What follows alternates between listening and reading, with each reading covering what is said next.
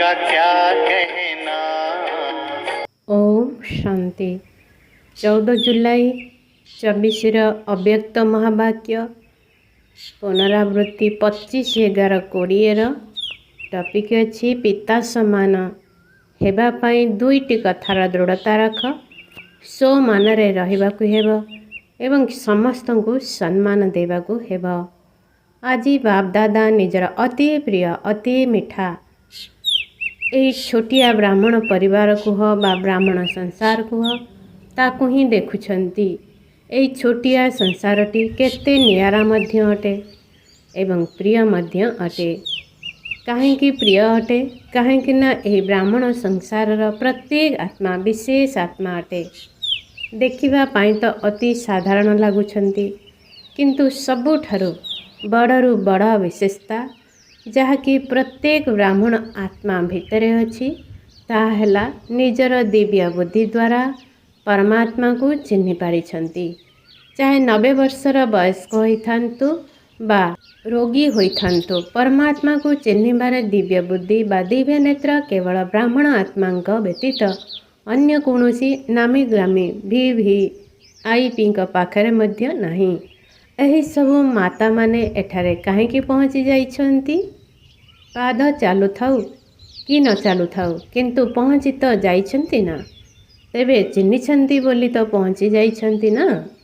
एही भली चिन्हिबार नेत्र एवं दिव्य बुद्धि केवल तुम मानंक व्यतीत अन्य काहाकु भी प्राप्त होई परिबो नहीं। तेणु माता माने एही गीत गाउछंती ना, हमने देखा हमने पाया। कौन माता मानंक भितरे एही निशा अछि तो हाथ हलाउछंती। बहुत भल। पांडव मानंक भितरे निशा अछि। समस्ते परस्पर ठारू आगरे अछंती ना शक्ति मानंक भितरे निशा टिके कम अछि ना पांडव मानंक भितरे निशा कम अछि। किंतु बाप दादा को एइथिपाई खुशी लागुची जे एई छोटिया संसारटी केते प्रिय अटे। जेतेबेले परस्पर भितर मध्य मिशुछ सेतेबेले निजकु केते प्रिय आत्मा अनुभव करुछ। बाप दादा देश विदेशर सबु आत्मा मानंक द्वारा यही गीत शुणुथिले। बाबा मीठा बाबा हमने जाना हमने देखा यही गीत गाई गाई चारिआडर पिलामाने गोटिए पटे खुशी रे अन्य पटे स्नेहर सागर रे समाहित होई जाइथिले। चारिआडर जो पिलामाने भी एठारे नाहांती किंतु बाप दादांकर दिल रे एवं दृष्टि रे सम्मुख रे अछंती एवं बाप दादा मध्य दूरे रे बसिथिबा पिलामानकु सम्मुख रे ही देखुछंती। चाहे देश भितरे थांतु बा विदेश रे थांतु किंतु बाप दादांकु सेठारे पहुँचीबा पाई केते समय लागिबो। कौन चक्र लगाई पारिबे नहीं।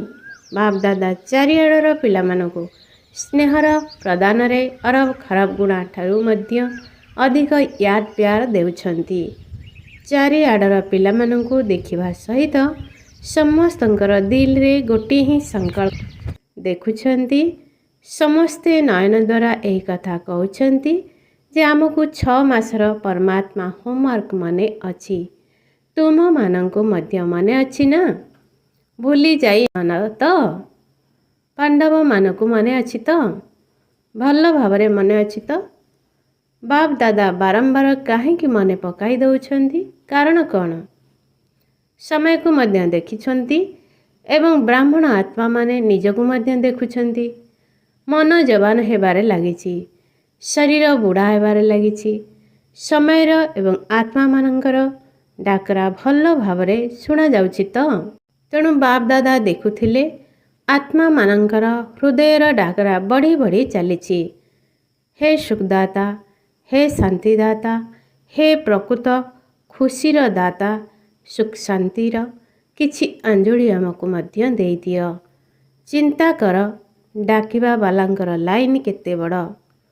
तुमे माने भाबुछ बाबांकर प्रत्यक्षता शीघ्र शीघ्र होई जाऊ किंतु प्रत्यक्षता क्यों कारणरू अटकी रहिछि। जेतेबेले तुमे समस्ते एही संकल्प करुछ एवं दिल आग्रह मध्य रखुछ मुखरे मध्य कहूछ आमको बाबांग समान हेबार अछि ना हेबा अछि ना। ଆଚ୍ଛା, ତାହେଲେ ହେଉନାହ କାହିଁକି? ବାପ ଦାଦା ତ ବାପ ସମାନ ହେବା ପାଇଁ କହୁଛନ୍ତି।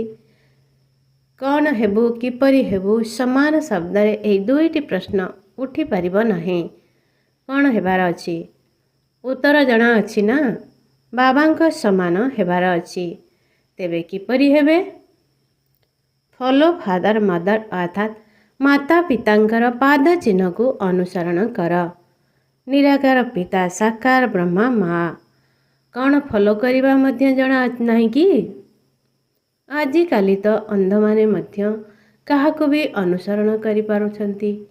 ଦେଖୁଛ ନା ଆଜିକାଲି ସେମାନେ କିପରି ଲାଠି ଖଣ୍ଡେ ଧରି ତାକୁ ଅନୁସରଣ କରି କରି କେଉଁଠି କେଉଁଠି ପହଞ୍ଚି ଯାଉଛନ୍ତି।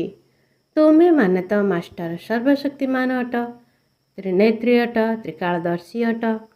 ତୁମମାନଙ୍କ ପାଇଁ ଫଲୋ କରିବା କ'ଣ ବଡ଼ କଥା? କ'ଣ ବଡ଼ କଥା କି? କୁହ, ବଡ଼ କଥା କି? ବଡ଼ କଥା ନୁହେଁ, କିନ୍ତୁ ହୋଇଯାଉଛି। ବାପ ଦାଦା ସବୁ ଜାଗାରେ ଚକ୍ର ଲଗାଉଛନ୍ତି।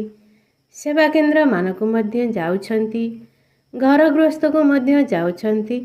ତେଣୁ ବାପ ଦାଦା ଦେଖିଲେ ଯେ ପ୍ରତ୍ୟେକ ବ୍ରାହ୍ମଣ ଆତ୍ମାଙ୍କ ପାଖରେ, ପ୍ରତ୍ୟେକ ସେବା କେନ୍ଦ୍ରରେ, ସବୁ ଘର ଗୃହସ୍ଥରେ, ସବୁ ସ୍ଥାନରେ ବ୍ରହ୍ମା ବାବାଙ୍କର ଚିତ୍ର ବହୁତ ଭଲ ଲଗା ହୋଇଛି। ଚାହେ ଅବ୍ୟକ୍ତ ପିତାଙ୍କର ଫଟୋ ହେଉ ବା ବ୍ରହ୍ମା ବାବାଙ୍କ ଫଟୋ ହେଉ, ସବୁ ସ୍ଥାନରେ ଫଟୋ ହିଁ ଫଟୋ ଦେଖିବାକୁ ମିଳୁଛି। ଏହା ତ ବହୁତ ଭଲ କଥା। କିନ୍ତୁ ବାପ ଦାଦା ଭାବୁଛନ୍ତି ଯେ ଚିତ୍ରକୁ ଦେଖି ତାଙ୍କର ଚରିତ୍ର ତ ମନେ ପଡ଼ୁଥିବ ନା? ନା କେବଳ ଚିତ୍ରକୁ ହିଁ ଦେଖୁଛନ୍ତି? ଚିତ୍ରକୁ ଦେଖି ପ୍ରେରଣା ତ ମିଳୁଛି ନା? ତେବେ ବାପ ଦାଦା ଆଉ ତ କିଛି କହୁନାହାନ୍ତି, କେବଳ ଗୋଟିଏ ଶବ୍ଦ କହୁଛନ୍ତି, ଫଲୋ ଫାଦର ଅର୍ଥାତ୍ ପିତାଙ୍କୁ ଅନୁସରଣ କର। ବାସ୍, ଅଧିକ ଭାବ ନାହିଁ, ଅଧିକ ଯୋଜନା ମଧ୍ୟ କର ନାହିଁ। ଏଇଆ ନୁହେଁ ସେଇଆ କରିବି, ଏମିତି ନୁହେଁ ସେମିତି, ସେମିତି ନୁହେଁ ଏମିତି। ନା, ବାବା ଯାହା ସବୁ କରିଛନ୍ତି ତାକୁ କେବଳ କପି କରିବାର ଅଛି। ବାସ୍, କ'ଣ କପି କରିବା ମଧ୍ୟ ଜଣା ନାହିଁ? ଆଜିକାଲି ତ ବିଜ୍ଞାନ ଦ୍ୱାରା ଫଟୋକପି କରିବାର ମେସିନ୍ ମଧ୍ୟ ବାହାରି ସାରିଲାଣି, ବାହାରିଛି ନା? ଏଠାରେ ମଧ୍ୟ ଫଟୋକପି ହିଁ କରିବାର ଅଛି ନା? ତେବେ ବ୍ରହ୍ମା ବାବାଙ୍କର ଯେଉଁ ଚିତ୍ର ସବୁ ରଖିଛ, ଭଲେ ରଖ, ଭଲ ଭାବରେ ରଖ, ବଡ଼ ବଡ଼ ମଧ୍ୟ ରଖ, କିନ୍ତୁ ତାର ଫଟୋକପି ତ କର ନା? ତେଣୁ ବାପ ଦାଦା ଆଜି ଚାରିଆଡ଼େ ଚକ୍ର ଲଗାଇ ଏହି କଥା ଦେଖୁଥିଲେ ଯେ ଚିତ୍ର ସହିତ ସ୍ନେହ ଅଛି ନା ଚରିତ୍ର ସହିତ ସ୍ନେହ ଅଛି, ସଂକଳ୍ପ ମଧ୍ୟ ଅଛି, ଉମଙ୍ଗ ଉତ୍ସାହ ମଧ୍ୟ ଅଛି, ଲକ୍ଷ୍ୟ ମଧ୍ୟ ଅଛି। ଆଉ କ'ଣ ଦରକାର? ବାପ ଦାଦା ଦେଖିଲେ କୌଣସି ଜିନିଷକୁ ଭଲ ଭାବରେ ମଜବୁତ କରିବା ପାଇଁ ଚାରୋଟି ଯାକ କୋଣରୁ ତାକୁ ପକ୍କା କରାଯାଏ। ତେଣୁ ବାପ ଦାଦା ଦେଖୁଛନ୍ତି ଯେ ତିନୋଟି କୋଣ ତ ପକ୍କା ଅଛି, କିନ୍ତୁ ଆଉ ଗୋଟିଏ କୋଣ ଟିକିଏ ପକ୍କା ହେବା ଦରକାର। ସଂକଳ୍ପ ମଧ୍ୟ ଅଛି, ଉମଙ୍ଗ ଉତ୍ସାହ ମଧ୍ୟ ଅଛି, ଲକ୍ଷ୍ୟ ମଧ୍ୟ ଅଛି। ଯାହାକୁ ବି ପଚାର ତୁମକୁ କ'ଣ ହେବାର ଅଛି, ସମସ୍ତେ କହିବେ ମୋତେ ବାପ ସମାନ ହେବାର ଅଛି। କେହି ବି କହିବେ ନାହିଁ ଯେ ମୋତେ ବାବାଙ୍କ ଠାରୁ କମ୍ ହେବାର ଅଛି। ନା, ସମାନ ହେବାର ଅଛି। ଭଲ କଥା। ତେବେ ଆଉ ଗୋଟିଏ କୋଣକୁ ମଜବୁତ ମଧ୍ୟ କରୁଛ, କିନ୍ତୁ ଚାଲୁ ଚାଲୁ ପୁଣି ଢିଲା ହୋଇଯାଉଛି। ତାହା ହେଲା ଦୃଢ଼ତା। ସଂକଳ୍ପ ମଧ୍ୟ ଅଛି, ଲକ୍ଷ୍ୟ ମଧ୍ୟ ଅଛି, କିନ୍ତୁ ଯଦି କୌଣସି ପରିସ୍ଥିତି ଅର୍ଥାତ୍ ପରିସ୍ଥିତି ଆସିଯାଉଛି, ଯାହାକୁ ତୁମେମାନେ ସାଧାରଣ ଶବ୍ଦରେ କହୁଛ କିଛି କଥା ଆସିଗଲା, ତାହା ଦୃଢ଼ତାକୁ ଢିଲା କରି ଦେଉଛି। କିନ୍ତୁ ଦୃଢ଼ତା ତାକୁ କୁହାଯାଏ ଜୀବନ ପଛେ ଚାଲିଯାଉ, କିନ୍ତୁ ସଂକଳ୍ପ ନ ଯାଉ। ଚାହେ ନଈ ପଡ଼ିବାକୁ ପଡ଼ୁ, ବଞ୍ଚି ଥାଉ ଥାଉ ମରିବାକୁ ପଡ଼ୁ, ନିଜକୁ ମଡ଼ିବାକୁ ପଡ଼ୁ, ସହନ କରିବାକୁ ପଡ଼ୁ, କିଛି ଶୁଣିବାକୁ ପଡ଼ୁ, କିନ୍ତୁ ଟଳି ସଂକଳ୍ପ ନ ଯାଉ। ଏହାକୁ କୁହାଯାଏ ଦୃଢ଼ତା। ଯେତେବେଳେ ଛୋଟ ଛୋଟ ପିଲାମାନେ ଓମ୍ ନିବାସକୁ ଆସିଥିଲେ, ସେତେବେଳେ ବ୍ରହ୍ମା ବାବା ସେମାନଙ୍କୁ ହସ ମଜାରେ ମନେ ପକାଇ ଦେଉଥିଲେ ବା ପକ୍କା କରାଉଥିଲେ ଯେ ଏତେ ଏତେ ପାଣି ପିଇବାକୁ ପଡ଼ିବ, ଏତେ ଲଙ୍କା ଖାଇବାକୁ ପଡ଼ିବ, ଡରିବ ନାହିଁ ତ? ପୁଣି ସେମାନଙ୍କ ଆଖି ସାମ୍ନାରେ ହାତ ରଖି ମଧ୍ୟ ଡରାଉଥିଲେ। ଏଇଭଳି ବ୍ରହ୍ମା ବାବା ଛୋଟ ଛୋଟ ପିଲାମାନଙ୍କର ସ୍ଥିତିକୁ ମଜବୁତ କରାଉଥିଲେ। ଚାहे ଯେତେ ବି ସମସ୍ୟା ଆସିଯାଉ, କିନ୍ତୁ ସଂକଳ୍ପ ରୂପୀ ଆଖି ହଲଚଲ ନ ହେଉ। ତାହା ତ ନାଲି ଲଙ୍କା ଏବଂ ପାଣିର ମାଠିଆ ଥିଲା। ଛୋଟ ପିଲା ଥିଲେ ନା, ତୁମେମାନେ ତ ଏବେ ସମସ୍ତେ ବଡ଼ ଅଟ। ତେଣୁ ବାପ ଦାଦା ଆଜି ମଧ୍ୟ ପିଲାମାନଙ୍କୁ ପଚାରୁଛନ୍ତି ଯେ ତୁମମାନଙ୍କ ଭିତରେ ଦୃଢ଼ ସଂକଳ୍ପ ଅଛି ତ? ସଂକଳ୍ପରେ ଦୃଢ଼ତା ଅଛି ଯେ ମୋତେ ବାବାଙ୍କ ସମାନ ହେବାର ଅଛି ନୁହେଁ, ହେବାକୁ ହିଁ ପଡ଼ିବ। ଆଚ୍ଛା, ଏଥିରେ ହାତ ହଲାଅ। ଟିଭି ବାଲା ଫଟୋ ଉଠାଅ। ଟିଭି ମଧ୍ୟ କାମରେ ଆସିବା ଦରକାର ନା, ବଡ଼ ବଡ଼ ହାତ ଉଠାଅ। ଆଚ୍ଛା, ମାତାମାନେ ମଧ୍ୟ ହାତ ଉଠାଉଛନ୍ତି। ପଛବାଲା ହାତ ଆହୁରି ଉପରକୁ ଉଠାଅ। ଭଲ। କ୍ୟାବିନ୍ ବାଲା ହାତ ଉଠାଉନାହାନ୍ତି। କ୍ୟାବିନ୍ ବାଲା ତ ନିମିତ୍ତ ଅଟନ୍ତି। ଆଚ୍ଛା, ଅଳ୍ପ ସମୟ ପାଇଁ ତ ହାତ ଉଠାଇ ବାପ ଦାଦାଙ୍କୁ ଖୁସି କରିଦେଲ। ବାପ ଦାଦା ଏବେ କେବଳ ଗୋଟିଏ କଥା ପିଲାମାନଙ୍କ ଦ୍ୱାରା କରାଇବା ପାଇଁ ଚାହୁଁଛନ୍ତି, କହିବାକୁ ଚାହୁଁଛନ୍ତି, କରାଇବାକୁ ଚାହୁଁଛନ୍ତି। କେବଳ ନିଜ ମନ ଭିତରେ ଦୃଢ଼ତା ଆଣ। ଅଳ୍ପ ଟିକିଏ କଥାରେ ସଂକଳ୍ପକୁ ଢିଲା କରିଦିଅ ନାହିଁ। କେହି ଅପମାନ ହେଉ, ଘୃଣା କରୁ, ନିନ୍ଦା କରୁ, ଦୁଃଖ ହେଉ କିନ୍ତୁ ତୁମର ଶୁଭ ଭାବନା ବି ସମାପ୍ତ ନ ହେଉ। ତୁମେମାନେ ତ ଚ୍ୟାଲେଞ୍ଜ କରୁଛ ଯେ ଆମେ ମାୟାକୁ, ପ୍ରକୃତିକୁ ପରିବର୍ତ୍ତନ କରିବା ବାଲା ବିଶ୍ୱ ପରିବର୍ତ୍ତକ ଅଟୁ। ତେଣୁ ନିଜର କର୍ତ୍ତବ୍ୟକୁ ତ ମନେ ରଖିଥିବ ନା। ବିଶ୍ୱ ପରିବର୍ତ୍ତକ ତ ଅଟ ନା। ଯଦି କେହି ନିଜର ସଂସ୍କାରକୁ ବଶୀଭୂତ ହୋଇ ତୁମକୁ ଦୁଃଖ ଦିଏ ବା ଆଘାତ ଦିଏ ବା ହଲଚଲ କରିବାକୁ ଚେଷ୍ଟା କରେ, ତେବେ କ'ଣ ତୁମେ ସେହି ଦୁଃଖର କଥାକୁ ସୁଖରେ ପରିବର୍ତ୍ତନ କରିପାରିବ ନାହିଁ? ଅପମାନକୁ ସହନ କରିପାରିବ ନାହିଁ? ଗାଳିକୁ ଗୋଲାପ ଫୁଲରେ ପରିଣତ କରିପାରିବ ନାହିଁ?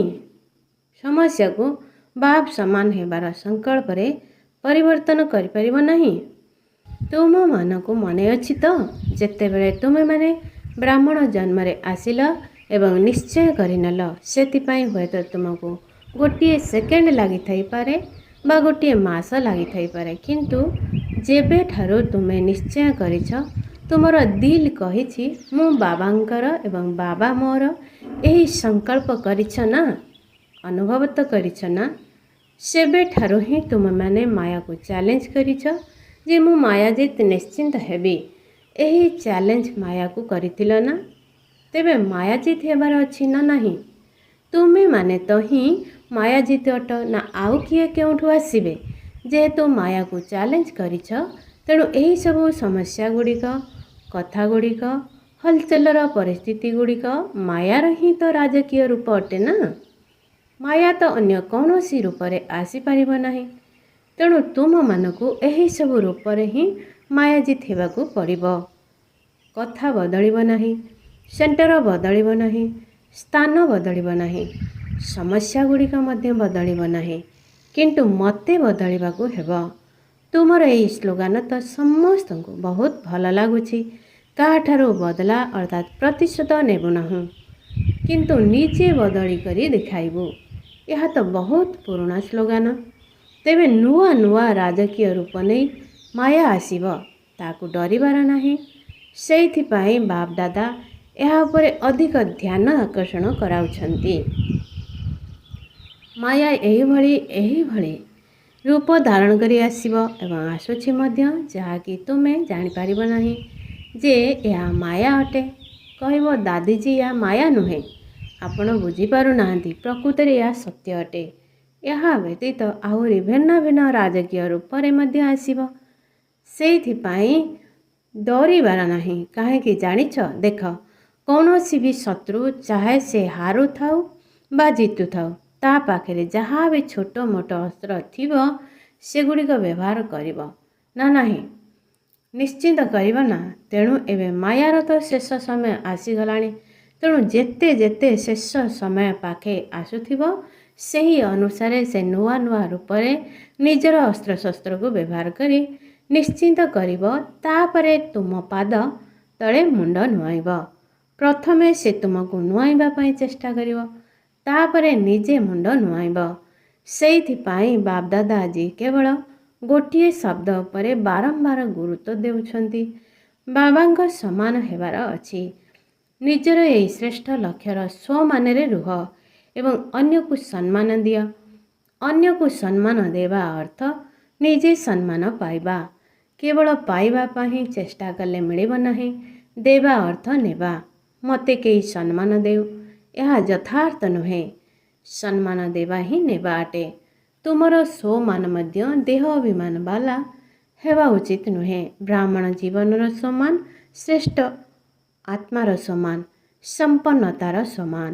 ତେଣୁ ସମାନ ଏବଂ ସମ୍ମାନ ନେବାର ନାହିଁ, କିନ୍ତୁ ଦେବା ହିଁ ନେବା ଅଟେ। ଏହି ଦୁଇଟି କଥାରେ ଦୃଢ଼ତା ରଖ। ତୁମର ଦୃଢ଼ତାକୁ ଯିଏ ଯେତେ ବି ହଲଚଲ କରୁ, କିନ୍ତୁ ତୁମେ ଦୃଢ଼ତାକୁ ଢିଲା କର ନାହିଁ, ମଜବୁତ କର, ଅଟଳ ହୁଅ। ତେବେ ଯାଇ ବାପ ଦାଦାଙ୍କ ସହିତ ଯେଉଁ ପ୍ରତିଜ୍ଞା କରିଛ ତାକୁ 6 ମାସ ଭିତରେ ପୂରା କରିପାରିବ। ପ୍ରତିଜ୍ଞା ତ ମନେ ଅଛି ନା? ଏମିତି ବି ଭାବ ନାହିଁ ଯେ ଏବେ ତ ମାତ୍ର 15 ଦିନ ଯାଇଛି, ଆହୁରି 5.5 ମାସ ବାକି ଅଛି। ପିଲାମାନେ ଅମୃତ ବେଳାରେ ଯେତେବେଳେ ବାର୍ତ୍ତାଳାପ କରୁଛନ୍ତି, ସେଥିରେ ବାପ ଦାଦାଙ୍କୁ ବହୁତ ଭଲ ଭଲ କଥା ଶୁଣାଉଛନ୍ତି। ନିଜର କଥା ଗୁଡ଼ିକ ତ ଜାଣିଛ ନା? ତେଣୁ ଏବେ ଦୃଢ଼ତାକୁ ଆପଣାଇ ନିଅ। ଓଲଟା କଥାରେ ଦୃଢ଼ତା ରଖିବାର ନାହିଁ। ମୋତେ କ୍ରୋଧ କରିବାକୁ ହିଁ ପଡ଼ିବ, ଏଥିରେ ମୋର ଦୃଢ଼ ନିଶ୍ଚୟ ରହିଛି, ଏଇଭଳି ନୁହଁ। କାହିଁକି ଜାଣିଛ? ଆଜିକାଲି ବାପଦାଦାଙ୍କ ପାଖରେ ରେକର୍ଡ଼ିଂ ରୂପରେ କ୍ରୋଧର ଭିନ୍ନ ଭିନ୍ନ ପ୍ରକାରର ରିପୋର୍ଟ ପହଞ୍ଚୁଛି। ମହାକ୍ରୋଧର ରୂପ ମଧ୍ୟ କମ୍ ଅଛି, କିନ୍ତୁ ଅଂଶ ରୂପରେ ଭିନ୍ନ ଭିନ୍ନ ପ୍ରକାରର କ୍ରୋଧର ରୂପ ଅଧିକ ଅଛି। ତେଣୁ ଏହା ଉପରେ କେବେ କ୍ଲାସ୍ କରାଇବ? କ୍ରୋଧର କ'ଣ କ'ଣ ସବୁ ରୂପ ଅଛି? ପୁଣି କ'ଣ କହୁଛନ୍ତି, ମୋ ଭିତରେ ଏଇଭଳି ଭାବନା ନଥିଲା, କିନ୍ତୁ ଏଇଭଳି ଭାବ ଅର୍ଥାତ୍ ଉଦ୍ଦେଶ୍ୟ ମଧ୍ୟ ନଥିଲା, କିନ୍ତୁ ଏମିତି ହିଁ କହିଦେଇଛି। ତେଣୁ ଏହା ଉପରେ କ୍ଲାସ୍ କରାଇବ। ଟିଚରମାନେ ବହୁତ ଆସିଛନ୍ତି ନା? 1200 ଟିଚର ଆସିଛନ୍ତି। ଯଦି 1200 ଜଣ ଟିଚର ମଧ୍ୟ ଦୃଢ଼ ସଂକଳ୍ପ କରିଦେବେ, ତେବେ କାଲି ମଧ୍ୟ ପରିବର୍ତ୍ତନ ହୋଇପାରିବ, ଯାହାଦ୍ୱାରା ଆଉ ଏତେ ଦୁର୍ଘଟଣା ଇତ୍ୟାଦି ହେବ ନାହିଁ। ସମସ୍ତେ ରକ୍ଷା ପାଇଯିବେ। ଟିଚରମାନେ ହାତ ଉଠାଅ। ବହୁତ ଅଛନ୍ତି। ଟିଚର ଅର୍ଥାତ୍ ନିମିତ୍ତ ଆଧାର। ଯଦି ଆଧାର ବା ମୂଳଦୁଆ ମଜବୁତ ଅର୍ଥାତ୍ ଦୃଢ଼ ହୋଇଯିବ, ତେବେ ବୃକ୍ଷ ଆପେ ଆପେ ଠିକ୍ ହୋଇଯିବ। ଆଜିକାଲି ଚାହେ ବାହାର ସଂସାରର, ଚାହେ ବ୍ରାହ୍ମଣ ସଂସାରରେ, ସମସ୍ତଙ୍କୁ ସାହସ ଏବଂ ସଚ୍ଚା ସ୍ନେହ ଦରକାର। ସ୍ୱାର୍ଥଯୁକ୍ତ ସ୍ନେହ ନୁହେଁ। ଗୋଟିଏ ହେଲା ସଚ୍ଚା ସ୍ନେହ, ଦ୍ୱିତୀୟରେ ସାହସ। ଧରିନିଅ କେହି ଜଣେ ଯଦି 94% ନିଜର ସଂସ୍କାରର ବଶୀଭୂତ ହୋଇ ବା ପରବଶ ହୋଇ କିଛି ତଳ ଉପର କରିଦେଲା, କିନ୍ତୁ 5% ଭଲ କାମ କରିଲା, ତାହେଲା ତୁମେ ତାର ସେହି 5% ଭଲ ଗୁଣକୁ ଗ୍ରହଣ କରି ପ୍ରଥମେ ତା ଭିତରେ ସାହସ ଜାଗ୍ରତ କରାଅ। କୁହ, ତୁମେ ଏହା ବହୁତ ଭଲ କରିଛ, କିନ୍ତୁ ଆଉ ଟିକିଏ ଏହି କଥାକୁ ଠିକ୍ କରିନେବ। ତାହେଲେ ତାକୁ ଅପମାନ ଲାଗିବ ନାହିଁ। ଯଦି ତୁମେ କହିବ, ଏହିଭଳି କାହିଁକି କରିଲ, ଏହିଭଳି କ'ଣ କରାଯାଏ, ଏହିଭଳି କରାଯିବା ଉଚିତ ନୁହେଁ, ତେବେ ପ୍ରଥମରୁ ତ ବିଚାରା ସଂସ୍କାରର ବଶୀଭୂତ ଅଛି, ଦୁର୍ବଳ ଅଛି। ତେଣୁ ତୁମ କଥା ଶୁଣି ସିଏ ଆହୁରି ନର୍ଭସ୍ ହୋଇଯିବ, ଆଗକୁ ବଢ଼ିପାରିବ ନାହିଁ। ତେଣୁ ତାର ସେହି 5% ଭଲକୁ ପ୍ରଥମେ ସାହସ ଦେଇ କୁହ, ତୁମର ଏହି ବିଶେଷତାଟି ବହୁତ ଭଲ। ଏହି କାର୍ଯ୍ୟ ତୁମେ ବହୁତ ଭଲ କରିପାରିବ। ପୁଣି ତାପରେ ସମୟ ଏବଂ ତାର ସ୍ୱରୂପକୁ ଦେଖି ଯଦି କିଛି ଶିକ୍ଷା ଦେବ, ତେବେ ସେ ପରିବର୍ତ୍ତନ ହୋଇଯିବ। ତେଣୁ ପ୍ରଥମେ ତାକୁ ସାହସ ଦିଅ, କାରଣ ପରବଶ ଆତ୍ମା ଭିତରେ ସାହସ ନଥାଏ। ବାବା ମଧ୍ୟ ତୁମମାନଙ୍କୁ କିପରି ପରିବର୍ତ୍ତନ କରିଲେ ତୁମମାନଙ୍କର କମି ଶୁଣାଇଛନ୍ତି। ତୁମେମାନେ ଭିକାରୀ ଅଟ, ବହୁତ ଖରାପ ଅଟ, ଏମିତି କହିଛନ୍ତି। ତୁମମାନଙ୍କୁ ପ୍ରଥମେ ସ୍ମରଣ କରାଇଦେଲେ ଯେ ତୁମେ ଆତ୍ମା ଅଟ ଏବଂ ଏହି ଶ୍ରେଷ୍ଠ ସ୍ମୃତି ଦ୍ୱାରା ତୁମମାନଙ୍କ ଭିତରେ ସମର୍ଥି ଆସିଗଲା, ପରିବର୍ତ୍ତନ ଆସିଗଲା। ତେଣୁ ସାହସ ମଧ୍ୟ ଦିଅ ଏବଂ ସ୍ମୃତି ମଧ୍ୟ ଦିଅ। ସ୍ମୃତି ହିଁ ଆପେ ଆପେ ସମର୍ଥି ପ୍ରାପ୍ତ କରାଇ ଦେବ। ବୁଝିପାରିଲ? ତେଣୁ ଏବେ ତ ସମାନ ହୋଇଯିବ ନା। କେବଳ ଗୋଟିଏ ଶବ୍ଦ ମନେ ରଖ, ଫଲୋ ଫାଦର ମଦର। ଯାହା ବାବା କରିଛନ୍ତି ତାହା ହିଁ କରିବାର ଅଛି। ବାସ୍ କେବଳ ପାଦ ଉପରେ ପାଦ ରଖିବାକୁ ହେବ। ତେବେ ସମାନ ହେବା ପାଇଁ ସହଜ ଅନୁଭବ କରିବ। ଡ୍ରାମା ମଧ୍ୟ ଛୋଟ ଛୋଟ ଖେଳ ଦେଖାଇବାରେ ଲାଗିଛି। ସେଥିରେ ଆଶ୍ଚର୍ଯ୍ୟର ମାତ୍ରା ଲଗାଉ ନାହିଁ ତ? ଆଚ୍ଛା, ଅନେକ ପିଲାଙ୍କର କାର୍ଡ଼ ପତ୍ର ଅନ୍ତରର ଗୀତ ବାବା ପାଖରେ ପହଞ୍ଚି ଯାଇଛି। ସମସ୍ତେ କହୁଛନ୍ତି ମୋ କଥା ମଧ୍ୟ ବାବାକୁ କହିବ। ସେହିପରି ବାବା କହୁଛନ୍ତି ମୋର ମଧ୍ୟ ୟାଦ ପ୍ୟାର ଦେଇଦେବ। ଏମିତି ତ ବାବା ମଧ୍ୟ ପିଲାଙ୍କୁ ମନେ ପକାଉଛନ୍ତି ଏବଂ ପିଲାମାନେ ମଧ୍ୟ ବାବାଙ୍କୁ ମନେ ପକାଉଛନ୍ତି। କାହିଁକି ନା ଏହି ଛୋଟିଆ ସଂସାରଟିରେ ବାପ ଦାଦା ଏବଂ ପିଲାମାନଙ୍କ ବ୍ୟତୀତ ଆଉ କୌଣସି ବିସ୍ତାର ତ ନାହିଁ। ତେଣୁ କିଏ ମନେ ପଡ଼ିବେ? ପିଲାମାନଙ୍କୁ ବାବା ମନେ ପଡ଼ିବେ, ବାବାଙ୍କୁ ପିଲାମାନେ ମନେ ପଡ଼ିବେ। ତେଣୁ ଦେଶ ବିଦେଶର ପିଲାମାନଙ୍କୁ ବାପ ଦାଦା ମଧ୍ୟ ବହୁତ ବହୁତ ବହୁତ ୟାଦ ପ୍ୟାର ଦେଉଛନ୍ତି। ଆଚ୍ଛା, ଚାରିଆଡ଼ର ବ୍ରାହ୍ମଣ ସଂସାରର ବିଶେଷ ଆତ୍ମାମାନଙ୍କୁ ବାପ ଦାଦାଙ୍କର, ଚାରିଆଡ଼ର ଛୋଟିଆ ସଂସାରର ସର୍ବ ଆତ୍ମାମାନଙ୍କୁ, ସମ୍ମୁଖକୁ ଆସିଥିବା ଶ୍ରେଷ୍ଠ ଆତ୍ମାମାନଙ୍କୁ ଅରବ ଖରବ ଗୁଣା ସ୍ନେହ ସମ୍ପନ୍ନ ଶୁଭେଚ୍ଛା ଏବଂ ନମସ୍ତେ। ମିଠା ବାବାଙ୍କୁ ଆମ ପିଲାମାନଙ୍କର ସ୍ନେହ ସମ୍ପନ୍ନ ନମସ୍ତେ ନମସ୍ତେ ନମସ୍ତେ। ବରଦାନ ବିଜ୍ଞାନର ସାଧନ ଗୁଡ଼ିକ ଦ୍ୱାରା ମାୟାକୁ ଦୂରରୁ ଚିହ୍ନି ତଡ଼ି ଦେଉଥିବା ମାୟାଜିତ ଭବ। ମାୟା ତ ଶେଷ ସମୟ ପର୍ଯ୍ୟନ୍ତ ମଧ୍ୟ ଆସିବ, କାରଣ ମାୟାର କାମ ହେଲା ଆସିବା, କିନ୍ତୁ ତୁମର କାମ ହେଲା ତାକୁ ଦୂରରୁ ତଡ଼ିଦେବା। ମାୟା ଆସିବ, ତୁମକୁ ହଲଚଲ କରିବ, ତାପରେ ତୁମେ ତାକୁ ତଡ଼ିବ। ଏଥିରେ ମଧ୍ୟ ସମୟ ନଷ୍ଟ ହେଲା। ସେଥିପାଇଁ ଶାନ୍ତିର ଶକ୍ତିର ସାଧନ ଦ୍ୱାରା ମାୟାକୁ ଦୂରରୁ ହିଁ ଚିହ୍ନିଯାଅ ଯେ ଏହା ମାୟା ଅଟେ। ତାକୁ ପାଖକୁ ଆସିବାକୁ ଦିଅ ନାହିଁ। ଯଦି ଭାବୁଛ କ'ଣ କରିବି, କିପରି କରିବି, ଏବେ ତ ମୁଁ ପୁରୁଷାର୍ଥୀ ଅଟେ, ତେବେ ଏହାଦ୍ୱାରା ତୁମେ ମଧ୍ୟ ମାୟାକୁ ଅତିଥି ଭଳି ସତ୍କାର ଦେଉଛ, ଯାହାଦ୍ୱାରା ପୁଣି ଅସୁବିଧାରେ ପଡ଼ୁଛ। ସେଇଥିପାଇଁ ଯଦି ତାକୁ ଦୂରରୁ ହିଁ ପରଖି କରି ତଡ଼ିଦେବ ତେବେ ମାୟାଜିତ ହୋଇଯିବ। ସ୍ଲୋଗାନ, ଯଦି ଶ୍ରେଷ୍ଠ ଭାଗ୍ୟର ରେଖାକୁ ପ୍ରଗଟ କରିଦେବ ତେବେ ପୁରୁଣା ସଂସ୍କାରର ରେଖାଗୁଡ଼ିକ ସୁପ୍ତ ହୋଇଯିବ। ଓମ୍ ଶାନ୍ତି। हमने प्यार वो पाया जो दुनिया पा नहीं सकती। आज मुरलीर 3 समान मास्टर सागर अटे, मो श्रेष्ठ आत्मा अटे, मो एक रस आत्मा अटे।